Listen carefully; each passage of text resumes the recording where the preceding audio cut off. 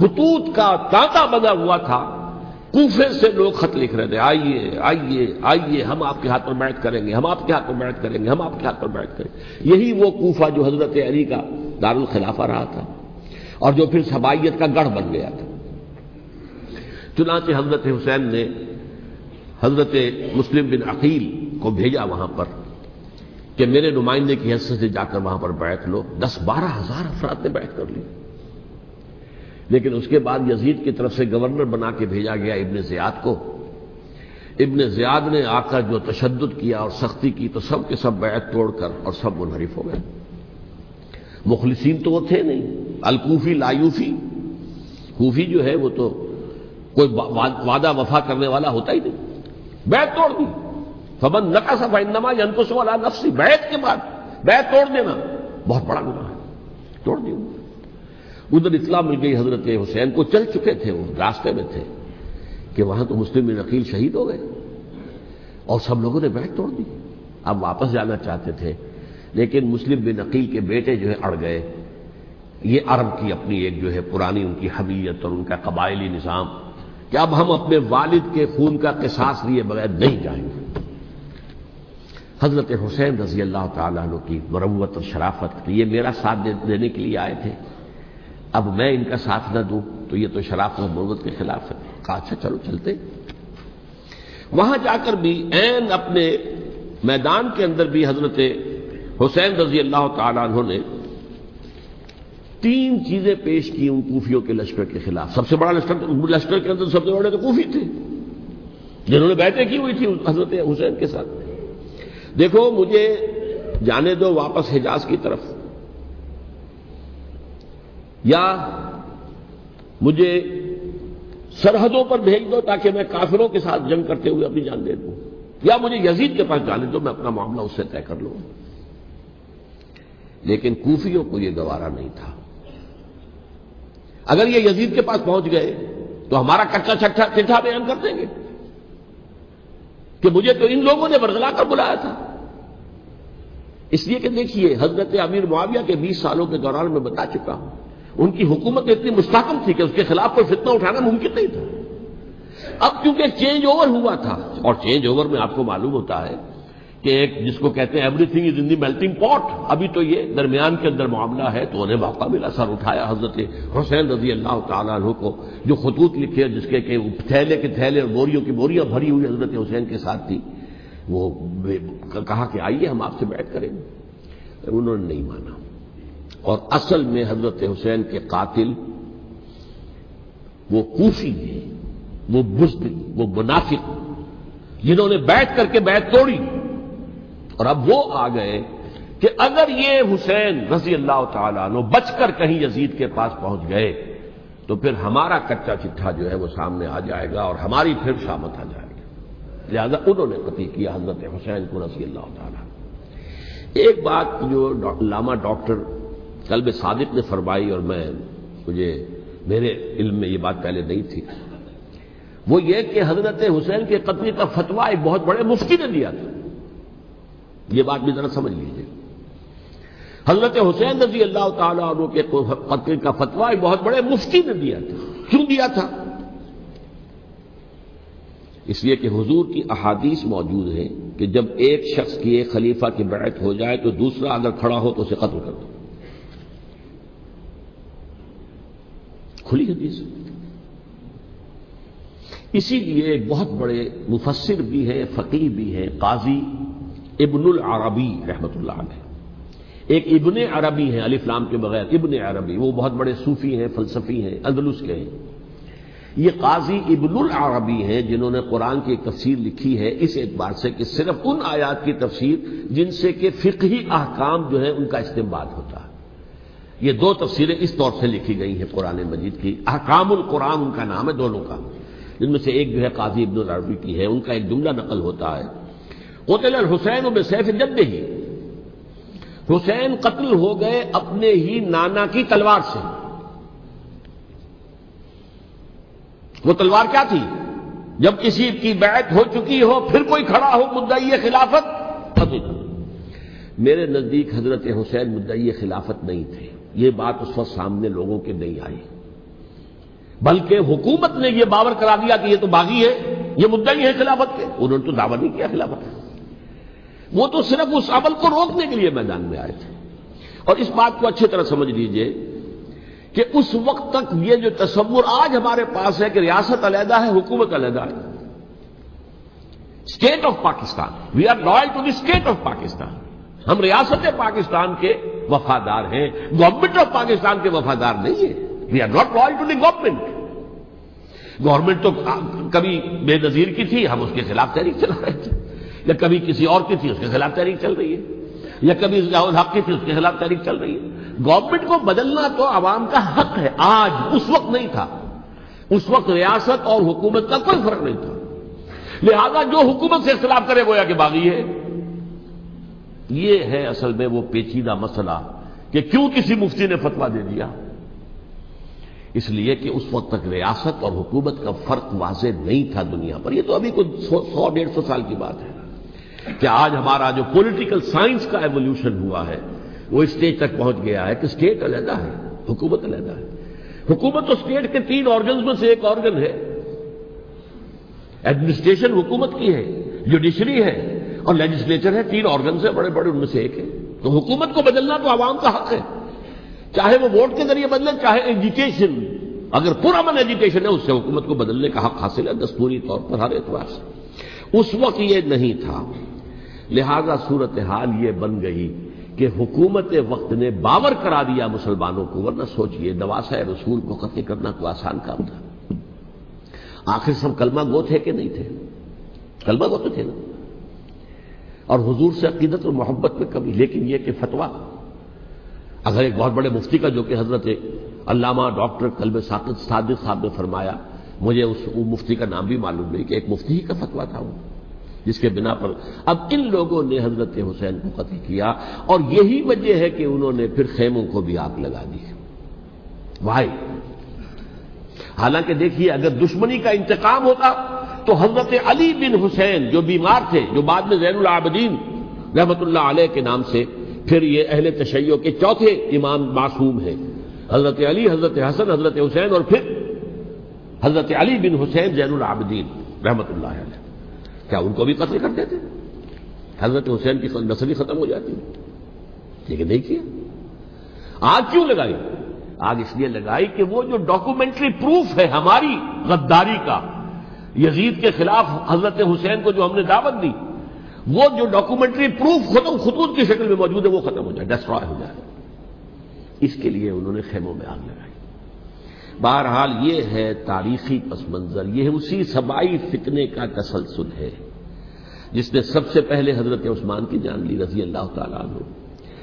5 سال تک مسلمانوں میں خانہ جنگی رکھی، حضرت علی کو پھر شہید کیا، اور اس کے بعد جو ہے 20 سال حضرت امیر معاویہ کے تو سر نہیں اٹھا سکے. لیکن پھر جب ایک چینج اوور ہو رہا تھا تو اس وقت انہوں نے موقع غنیمت سمجھا کہ اب کھڑے ہو جاؤ اور اب دوبارہ ایک فتنہ جو ہے اس کو امت کے اندر پیدا کر دو. اچھا، اس معاملے میں ایک بات جو میں نے وہاں کہی کہ ہمارے ہاں شاعرانہ جو مبالغہ آمیزی ہے، یہ میری گفتگو کا حصہ انہوں نے حذف کر دیا ہے. اور میں نے ایک سنی شاعر، بہت بڑے عالم، جن کے حوالے سے آج بھی میری تقریر ہوگی خالق جناح ہال میں، مولانا محمد علی جوہر کے ایک شعر کے حوالے سے کہا کہ قتل حسین اصل میں مرگ یزید ہے، اسلام زندہ ہوتا ہے ہر کربلا کے بعد. میں نے کہا بالکل محمل شعر ہے، اسلام مرا ہی نہیں تھا، زندہ ہونے کا کیا سوال.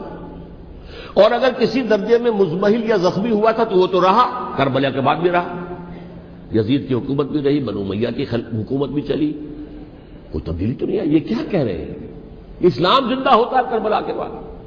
میں نے کہا اسلام مرا نہیں تھا. جیسے میں نے یہ کہا کہ ملوکیت جو ہے وہ اب شروع نہیں ہوئی، ملوکیت تو 20 برس پہلے شروع ہو چکی تھی حضرت امیر معاویہ کے. لیکن ظاہر بات ہے کہ حضرت حسن نے، حضرت حسین نے اس کو قبول کیا، اور حضرت حسین نے تو پھر 10 سال تک ولی عہدی جو تھی چاہے بیعت نہیں کی لیکن اس کے خلاف میدان میں آ کر چیلنج تو نہیں کیا. اس اعتبار سے یہ معاملہ جو ہے اسلام زندہ ہوتا ہے کربلا کے بعد، یہ بے تکی بات ہے. ہاں، حضرت شاہ اسماعیل شہید رحمت اللہ علیہ کی اگر میں تشبیہ کو، تمثیل کو سامنے رکھوں تو اسلام کی عمارت 6 منزلہ ہے. چھٹی منزل ٹاپ کی وہ گر گئی، 5 منزلیں انٹیکٹ تھیں، اسلام مرا نہیں تھا۔ عدالت میں شریعت کے مطابق فیصلے ہو رہے تھے، قاضی تھے، مفتی تھے، شریعت نافذ تھی، اسلام کہاں مرا تھا؟ جبکہ خود کہہ رہے ہیں علامہ کلب صادق کے ایک مفتی کے فتوے سے ہی حضرت حسین کو قتل کیا گیا۔ اب وہ مفتی کی رائے، اس کی مدنیتی ہو، جو بھی ہو، وہ جانے، اللہ جانے، لیکن عام مسلمان کیا کریں؟ اس پہلو سے اسلام مرا نہیں تھا۔ ہاں، ایک منزل گر گئی تھی، وہ گری رہی، 1000 برس تک گری رہی، یہاں تک کہ آ کر مغربی امپیریلزم نے اس کے گرایا، ملوکیت کا معاملہ ختم کیا، اور وہ جبرین ملوکیت دوسری آ گئی، ورنہ وہی بادشاہی چلی ہے۔ بلکہ دور بنو امیہ میں وہ بادشاہی پوری طرح اس نے بالوں پر نہیں نکالے تھے، اصل بالوں پر تو اس نے نکالے ہیں دور بنو عباس میں آ کر۔ اور پھر سلاطین جو ہے ترک، جو ترک خلفاء ہے، ان کا بھی بادشاہت تھی، اور کیا تھا، وہ خلافت تو نہیں تھی۔ تو یہ تو اسلام میں جو بھی نقص واقع ہو گیا تھا، کبھی واقع ہو گئی تھی، وہ جو کی تو برقرار رہی، اس کو بھی تسلیم کیا۔ میں اللہ کا شکر ادا کر کے کہتا ہوں کہ دونوں حضرات، دونوں شیعہ دانشور اور بڑی اعلیٰ سطح کے جو شیعہ عالم تھے، انہوں نے اس بات کو تسلیم کیا اور میری اس بات کو چیلنج نہیں کیا۔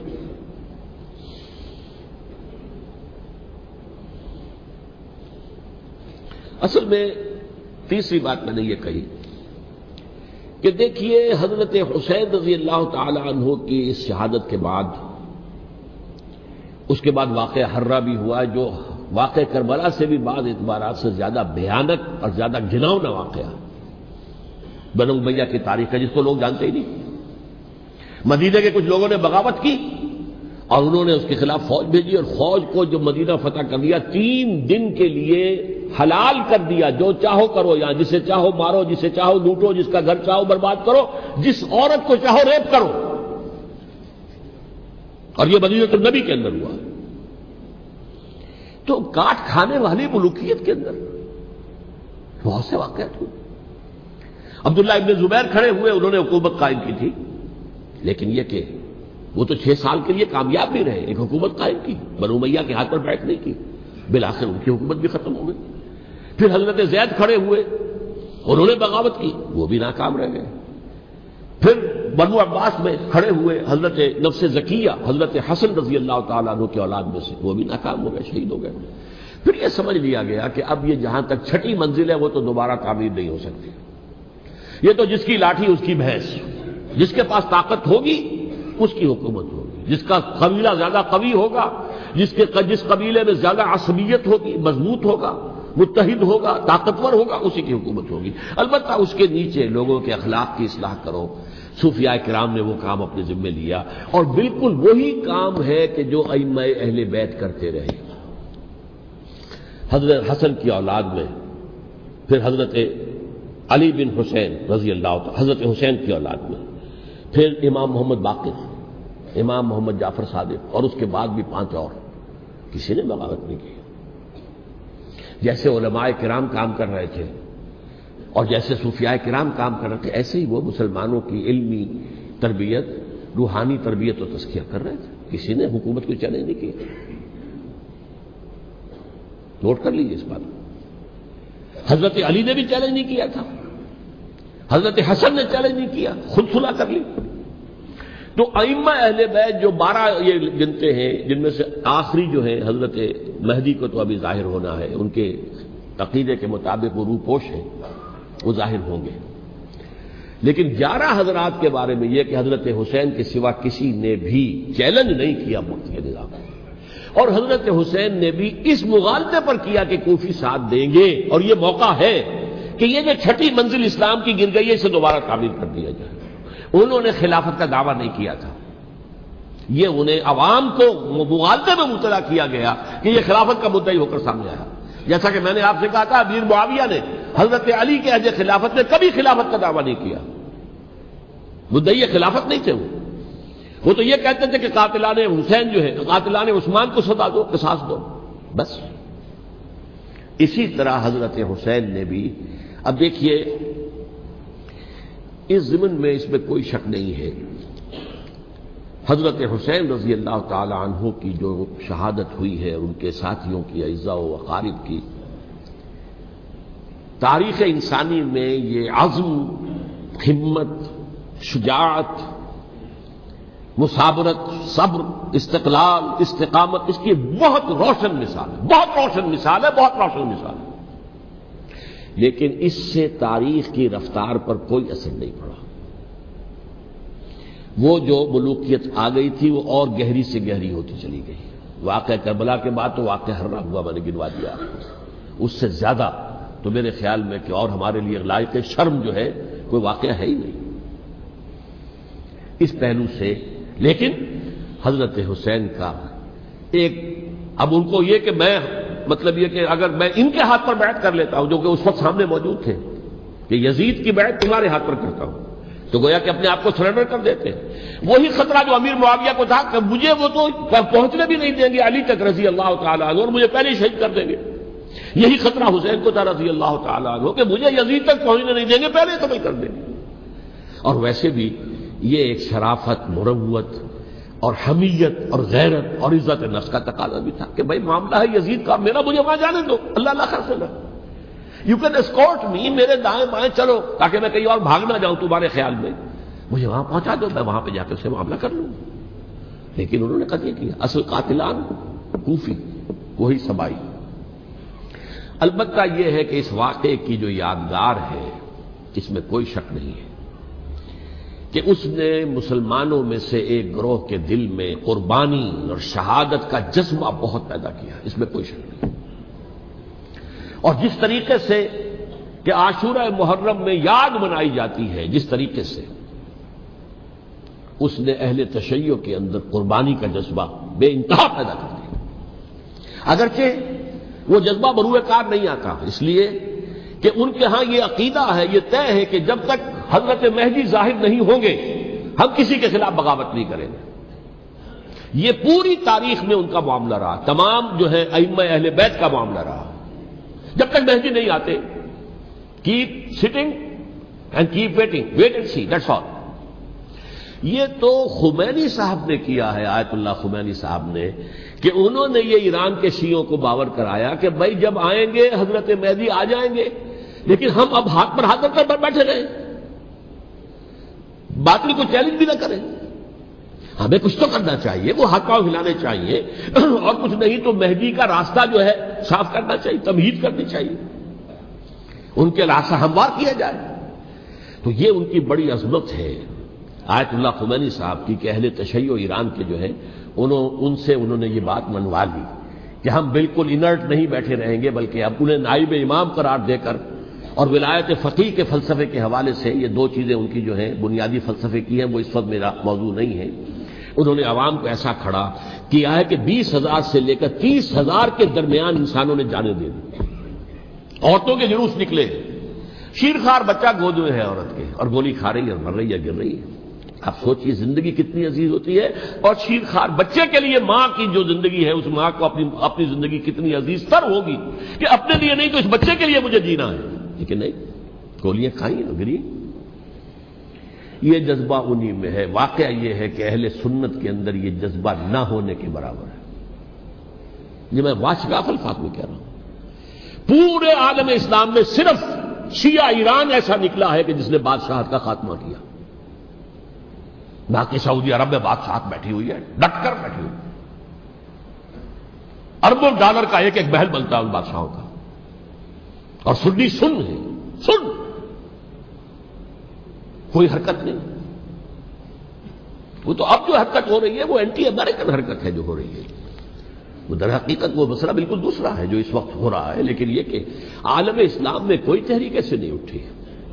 یہ اہل تشیع میں ہے جو بالکل استثنائی بات ہے کہ انہوں نے جو ہے ایک ایسا بادشاہ جس کو کہا جاتا تھا کہ اس کا جو اسلحہ خانہ ہے وہ ایشیا میں سب سے بڑا اسلحہ خانہ ہے، جو 2500 سالہ پرانی جو ایک عظمت تھی ایران کی اس کو دوبارہ تازہ اور زندہ کرنا چاہتا تھا، 2500 سالہ برسی اس نے منائی تھی، اس کے لیے ایک شہر آباد کیا تھا کہ خسرو یا سائرس یا ذوالقرنین قرآن مجید کی اصطلاح میں اس کی یادگار بنائی تھی، اور وہ سوچ رہا تھا کہ وہی عظمت دوبارہ ایران کی ہوگی جو کہ خسرو کے زمانے میں تھی، جس کا قرآن مجید میں سورہ کہف کے اندر ذکر ہے، مشرقی فتوحات، مغربی فتوحات، شمالی فتوحات۔ تو وہ بادشاہ ہے اس کو بھاگنا پڑا وہاں قربانی کی وجہ سے، تو یہ جو ہے واقعہ کربلا نے، اس میں کوئی شک نہیں ہے کہ ایک ایسی مشعل روشن کی ہے جس کو کہ ہر شخص کو دیکھنا چاہیے۔ یہ بھی انسان، جیسے کہ اقبال نے ایک شعر کہا تھا غالب کے لیے، فکر انسان پر تیری ہستی سے یہ روشن ہوا ہے، پرے مرغ تخیل کی رسائی تاک ہو جا۔ تو فکر انسان پر حضرت حسین کی قربانی سے یہ واضح ہوا ہے کہ انسان کس حد تک جا سکتا ہے قربانی دینے کے لیے اپنے کسی مقصد کے لیے۔ مقصد ان کا جو تھا، میں نے اسی لیے آیت پڑھی تھی، معاذ اللہ ثم معاذ اللہ۔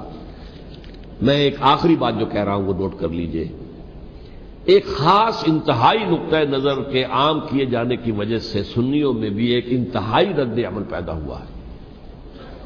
ایکسٹریم رائٹسٹ سنیز،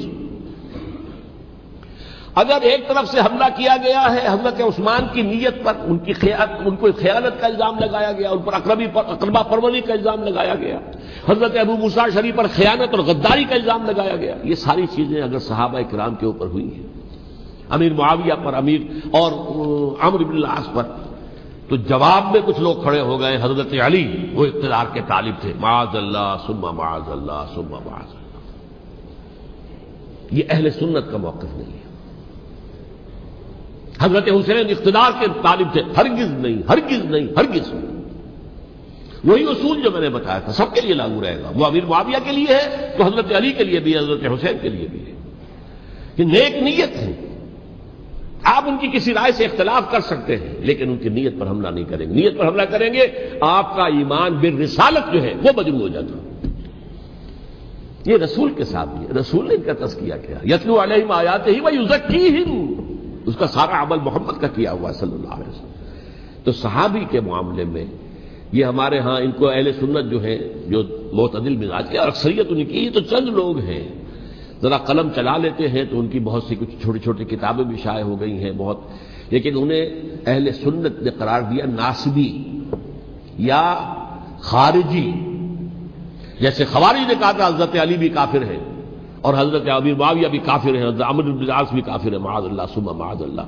ایسے ہی کچھ لوگ حضرت حسین پر بھی الزام لگاتے ہیں کہ اقتدار کی ہوس اور طلب کے اندر انہوں نے یہ سارا سفر کیا تھا، اور بس یہ ہے کہ وہ جو بازی تھی وہ ہار گئے۔ اللہ اللہ خیر صلی اللہ، اس سے آگے کیا ہے معاملہ؟ نہیں، معاذ اللہ ثم معاذ اللہ۔ اسی لیے میں نے آج جو پڑھی تھی ایک اور جو بہت بظاہر آپ کو معلوم ہوئی ہوگی، غیر متعلق ہے میرے آج کے عنوان سے، تلک الدار الآخرۃ نجعلھا للذین لا یریدون علوا فی الارض ولا فسادا۔ یہ سورہ قصص کے آخری آیات میں سے، دیکھو یہ آخرت کا گھر جو ہے وہ ہم خاص کر دیں گے ان لوگوں کے لیے جو اس زمین میں اپنے اقتدار کے طالب نہیں ہوتے۔ زمین میں اقتدار کے طالب ہوگے فساد ہو جائے گا، تم بھی طالب میں بھی طالب، جھگڑا ہوگا، لڑائی ہوگی، دنگا ہوگا، فساد ہوگا۔ تلک الدار الآخرۃ نجعلھا للذین لا یریدون علوا فی الارض ولا فسادا۔ جو لوگ زمین میں اپنے اقتدار کے طالب اور اس کے نتیجے میں فساد پیدا کرنے والے نہیں ہیں، ان کے لیے ہم نے آخرت کا گھر خاص کیا ہے۔ والعاقبۃ للمتقین، اور عاقبت جو ہے، انجام کار، آخرت جو ہے وہ تو متقیوں کے لیے ہے۔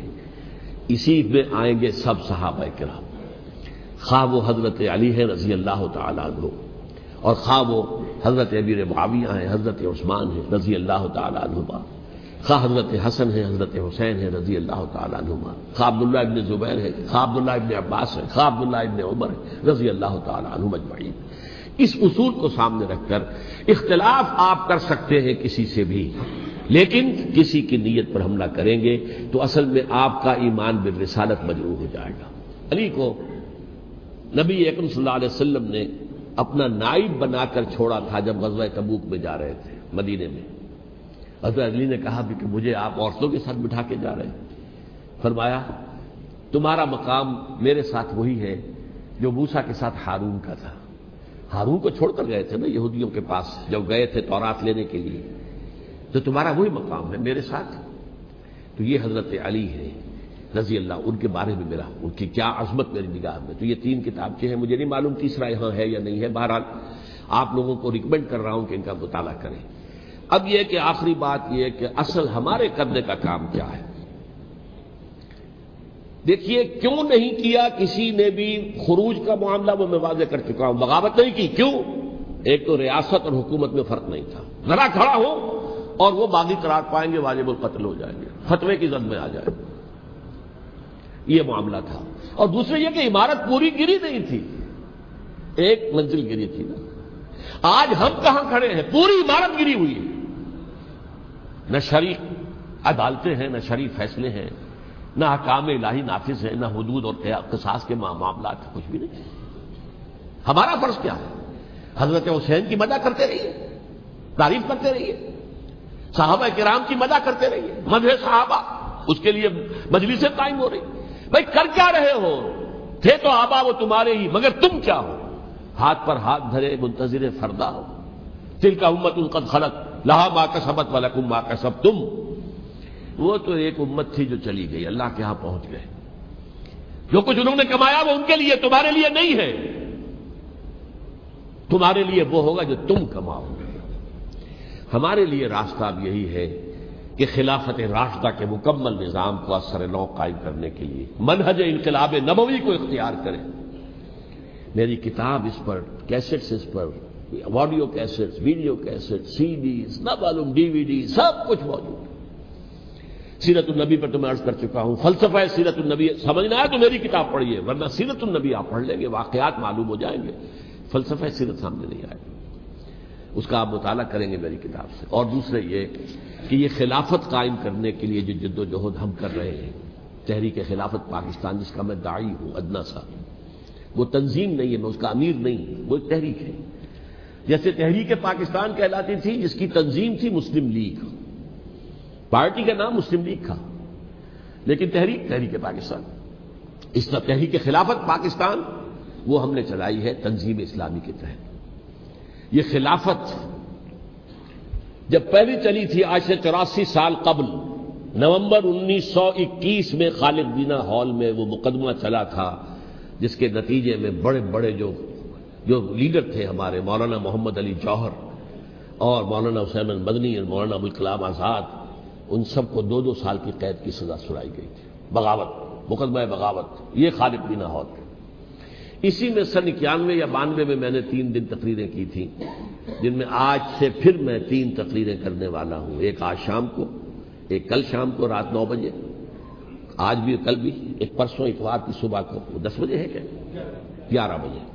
تو ان میں آپ حضرات شرکت فرمائیں، تاکہ اصل جو ہمارے کرنے کا کام ہے، تاریخ کو بھی سمجھنا چاہیے، تاریخ کے عوامل کیا ہیں، کیا پس پردہ عوامل کار فرما تھے، کیا کسی شے کی اصل حقیقت ہے، وہ سمجھنا چاہیے۔ لیکن یہ ہے کہ اس اعتبار سے میں نے جب یہ لفظ استعمال کیا تھا اس مذاکرے میں، لپ سروس، کہ یہ ہم صرف لپ سروس کرتے رہے، مدح کے بیان کرتے رہے، منقبت بیان کرتے رہے، حضور کی نعتیں کہتے رہے، اس سے تو بات نہیں بنے گی جب تک کہ وہ فرض منصبی شہادت علی الناس کا جو ہمارے ذمے ہے بحیثیت امت محمد صلی اللہ علیہ وسلم اس کو ادا نہ کرے۔ مجھے خوشی ہے کہ اس کی بھی تائید دونوں حضرات نے کی، ہاں یہ لپ سروس کا معاملہ ہے۔ اللہ تعالی حضرت حسین کے نقش قدم پر چلتے ہوئے، بلکہ اصل میں تو ہمارے لیے اسوہ رسول ہے محمد صلی اللہ علیہ وسلم کا، اس پر چلتے ہوئے ہم پاکستان میں اسلام کا نظام خلافت قائم کرنے کی جد و جہد